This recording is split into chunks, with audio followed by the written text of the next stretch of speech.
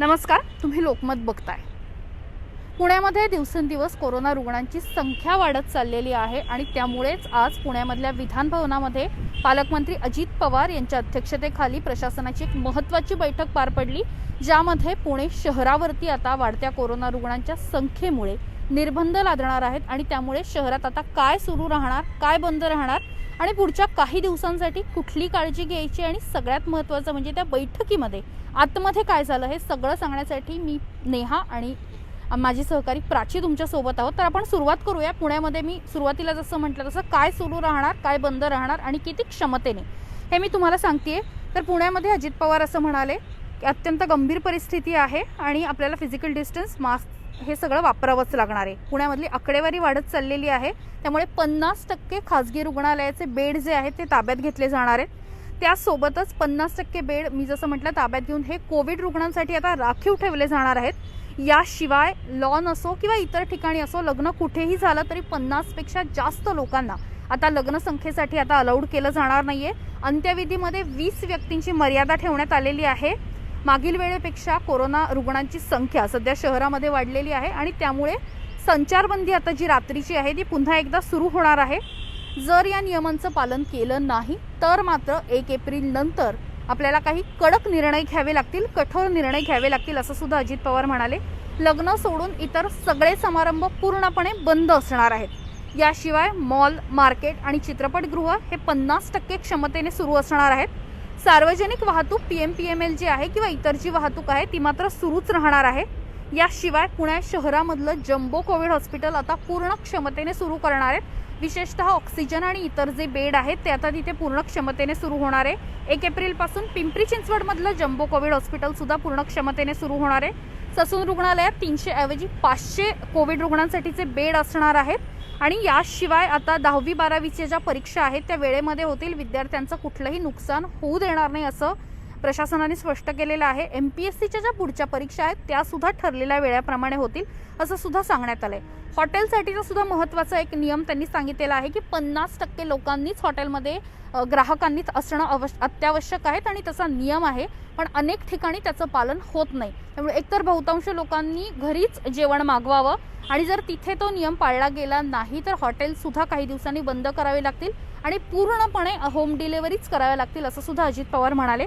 तर हे आता पुण्यावरचे निर्बंध होते, पण एक्झॅक्टली त्या संपूर्ण बैठकीमध्ये काय झालं याची माहिती देणार आहे माझी सहकारी प्राची। नेमकं काय झालं त्या बैठकीत?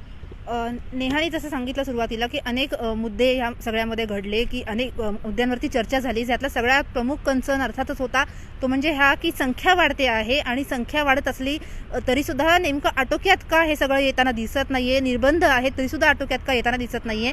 आणि यात सगळ्यामध्ये ग्राउंडवरची जी परिस्थिती आहे ती म्हणजे जिथे आपण जर रात्री जरी बाहेर पडलो तरीसुद्धा संचारबंदी नसल्यामुळे लोकांचा अगदी मुक्तपणे लोक बाहेर पडताना दिसत आहेत। ड्राईव्हला जाणं असेल, कामासाठी जे बाहेर पडतायत त्यांना बंदी नाहीये, पण कामाव्यतिरिक्त जे बाहेर पडतायत ते सुद्धा अजून बाहेर पडताना दिसतात आणि त्यामुळे त्या दृष्टीने उपाययोजना नेमक्या काय कराव्या लागतील, काय केल्या जाऊ शकतात याबाबतही चर्चा झाली। दुसरा प्रामुख्याने मुद्दा आहे, गेल्या वेळेसपासून जो चर्चा केला जातोय तो म्हणजे लसीकरणाचा। लसीकरण वाढवण्याच्या दृष्टीने काय प्रयत्न केले जातील याबाबतही चर्चा झाली आणि यामध्ये एक मुद्दा समोर आलेला आहे तो म्हणजे वारंवार लसी कमी पडतायत, पुरेशा लसी मिळत नाहीयेत अशी परिस्थिती पुण्यामध्ये येते आहे। आत्ताही पुणे महापालिकेला या लॉटमध्ये ज्या लसी मिळाल्या त्या फक्त 55,000 होत्या, त्यातल्या 2 दिवसात या लसी वाटल्या गेल्या आणि महापालिकेकडे आता फारसा साठा शिल्लक नाहीये। दरवेळेला लस संपेल तेव्हा ती मागायची पाळी येते आहे। आत्ताही महापालिकेला असं सांगितलं जातंय की 2 तारखेला पुढचा साठा येईल। हा सगळा नेमका गोंधळ कशासाठी होतोय याबाबतच आज थेट बैठकीमधनं केंद्रीय मंत्री प्रकाश जावडेकर यांच्याशी संपर्क साधण्यात आला आणि लसीचा साठा व्यवस्थित पुरवठा केला जावा यासाठी प्रयत्न केले जावे ही मागणी करण्यात आली।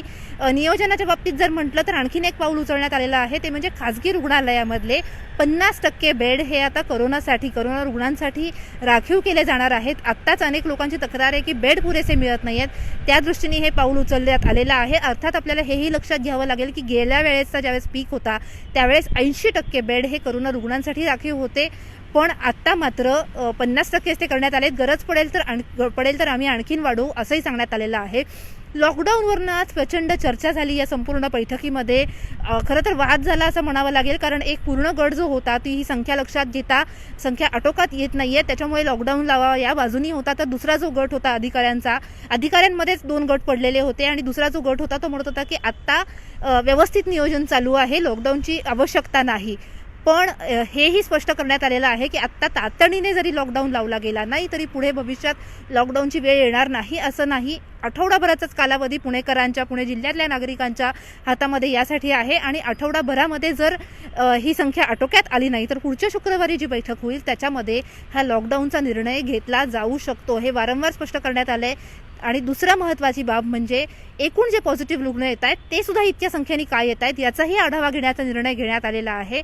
यासाठी ज्या खाजगी प्रयोगशाळा आहेत, ज्या खाजगी प्रयोगशाळांमध्ये आत्ता जर आपण पुण्यामधलं प्रमाण पाहिलं तर साधारण 16 जे टेस्टिंग होतं आहे त्याच्यामधलं 10% टेस्टिंग, 10 ते 15% टेस्टिंग हे महापालिकेचं होतंय, तर उरलेलं सगळं टेस्टिंग हे खाजगी प्रयोगशाळांमधनं केलं जातं आहे. आणि त्यामुळे या खाजगी प्रयोगशाळांमधले जे रिपोर्ट येत आहेत ते फॉल्स निगेटिव्ह आहेत का, फॉल्स पॉझिटिव्ह आहेत का, या सगळ्याच्या दृष्टीने त्यांचंही ऑडिट करण्यात येणार आहे.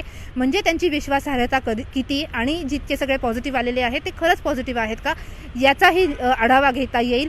हे सगळे प्रयत्न प्रशासनाच्या वतीने आता करण्यात येत आहेत, ही पावलं टाकली जात आहेत. अर्थात यातल्या किती गोष्टींची अंमलबजावणी होणार हेही पाहावं लागेल. पण जसं प्रशासनाने आणि त्याचबरोबर उपमुख्यमंत्र्यांनी स्पष्ट केलं आहे की जबाबदारी आहे ती आता नागरिकांवरती आहे, नागरिकांनी हे नियम पाळणं गरजेचं आहे. अन्यथा लॉकडाऊनशिवाय दुसरा कोणताही पर्याय त्यांच्या हातामध्ये राहणार नाही, दुसरा कोणताही मार्ग राहणार नाही. त्यामुळे लॉकडाऊन जर टाळायचं असेल तर आता पुन्हा सोशल डिस्टन्सिंग असेल, गर्दी करणं टाळणं असेल, सॅनिटायझर, मास्क या गोष्टींचा वापर करणं असेल, हे सगळं पुन्हा करायला सुरुवात करा.